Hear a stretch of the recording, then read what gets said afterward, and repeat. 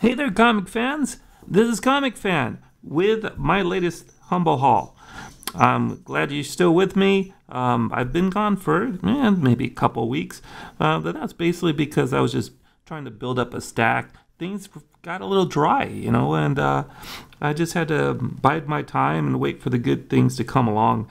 Some things I'm actually still waiting for, which gives me a little bit of something to go with for my next haul. So stay tuned for that. Hope everybody's doing well. We'll get started with this. I've just made a couple trips since you guys heard from me last. Went to a shop, did a couple online deals, got a random act of kindness. That was really cool. I'll show that in my haul, and maybe something else. But for now, this is from my first comic book shop I went to. Oh man, I went really far out of the way on a really rainy day. We're not used to having too many rainy days in California these days. But we got one, and I got in my car, drove off somewhere really far in the quest for some comics. So I went to a shop. This is what I picked up. Marvel 2-in-1 Annual number 7. It is the first appearance of the Champion. Now, a lot of people are thinking that the power gem, Thanos' power gem, has its first appearance in this book. I believe I'm going to have to disagree with that one.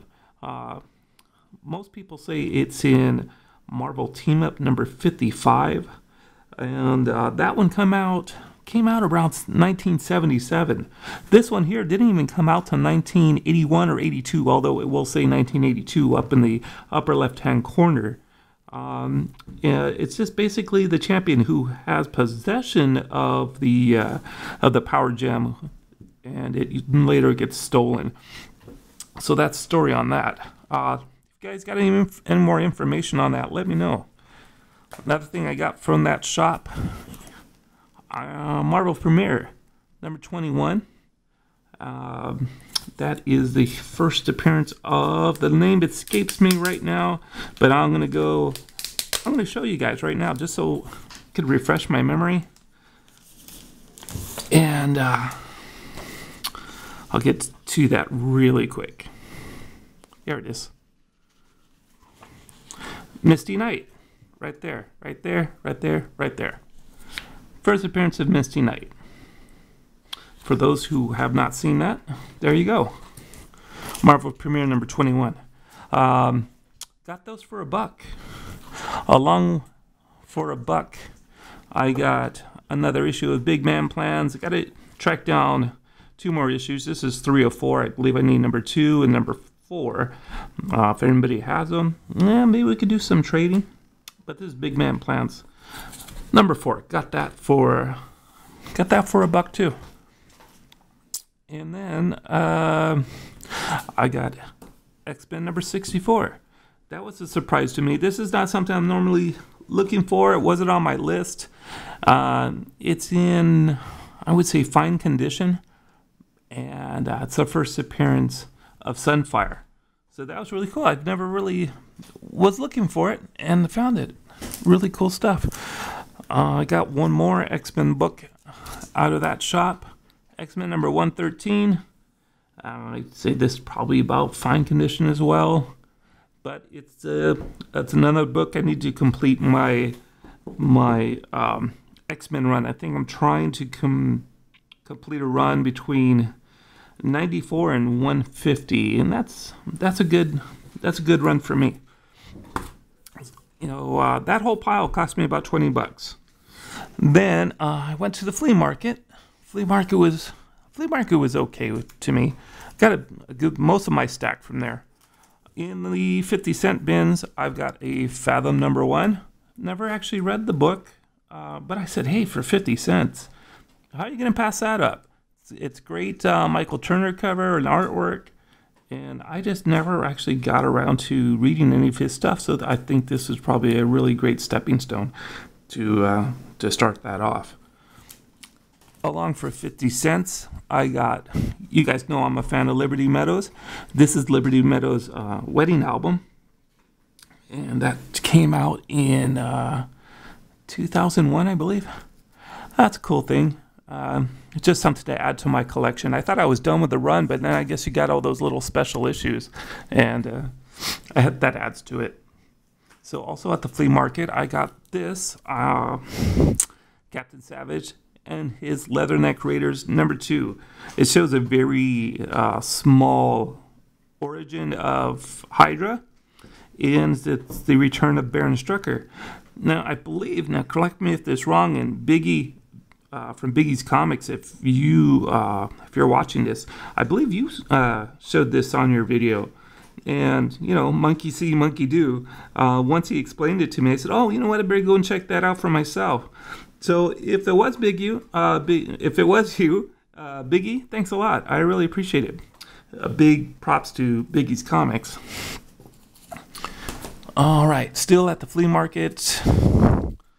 Got it. Oh, wait a minute. No, this was actually at another shop, but I somehow got in the mix. Anyway, nothing big. Uncanny X-Men #149. Got it for $2.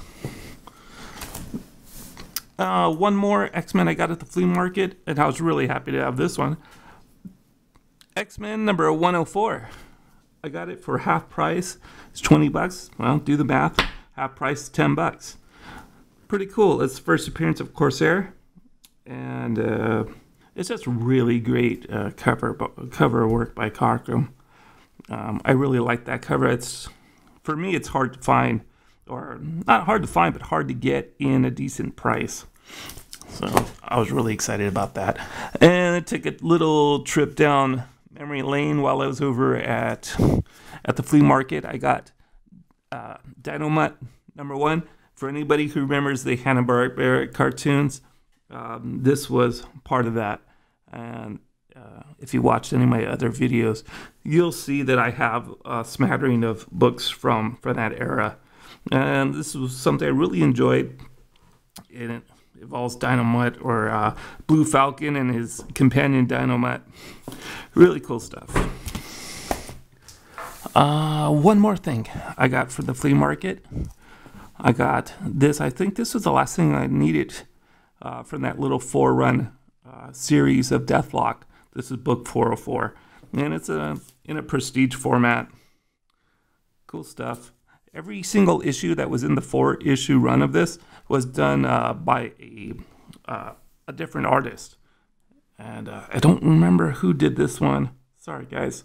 I should have done my homework on that one, tell you who did the artwork on that. All right, random act of kindness. I tipped off one of my friends to a little collection, and he in turn picks me out something out of that collection, something he knew I would like.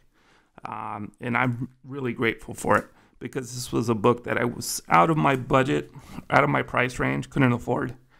But that's the second book. The first book he got me was Tippy Teen, #15.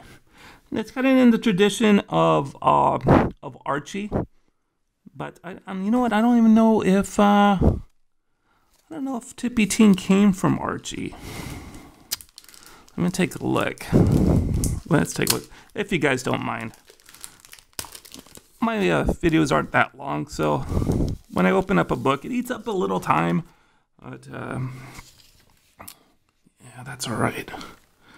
Okay. Oh, it's by Tower Comics. Okay, so Tower Comics, I'll do some research on that. Although it looks a lot in the fashion of Archie,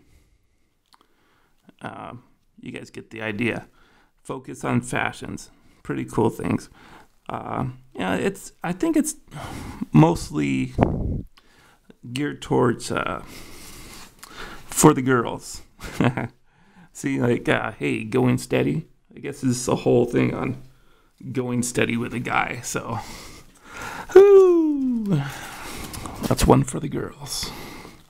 All right, here's the one that I was really excited about. Again, another Hanna-Barbera thing. Space Ghost #1. Really cool thing. First appearance of Space Ghost, first of all.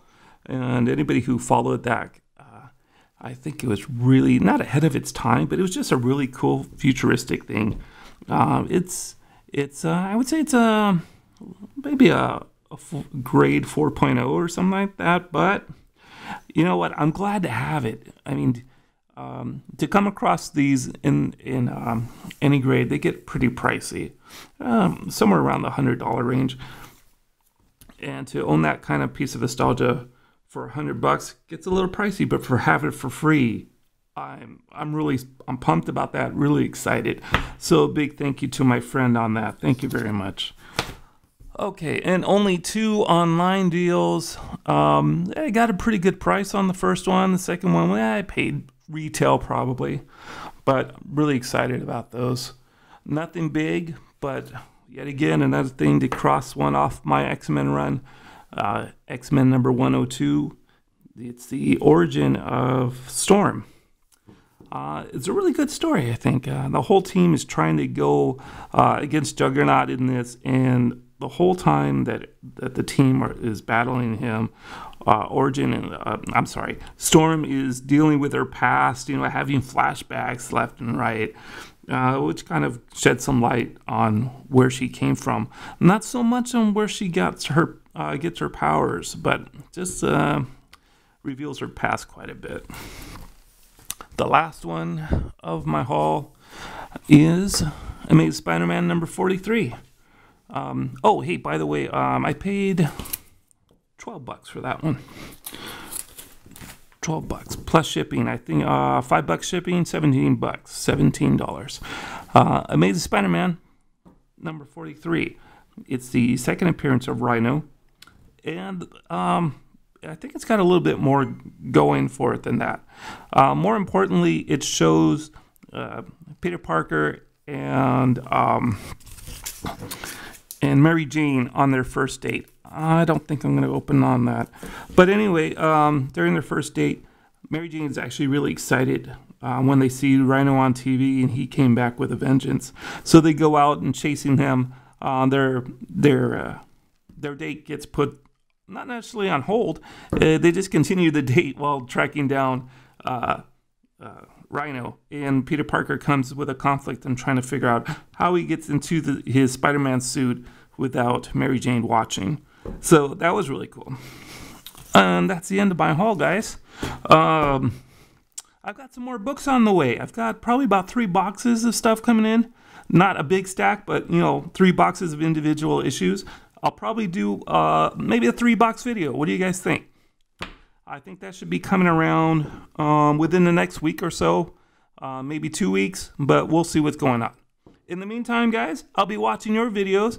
Comment, like, subscribe, all that stuff, and we'll see you guys around. Thank you very much. Bye-bye.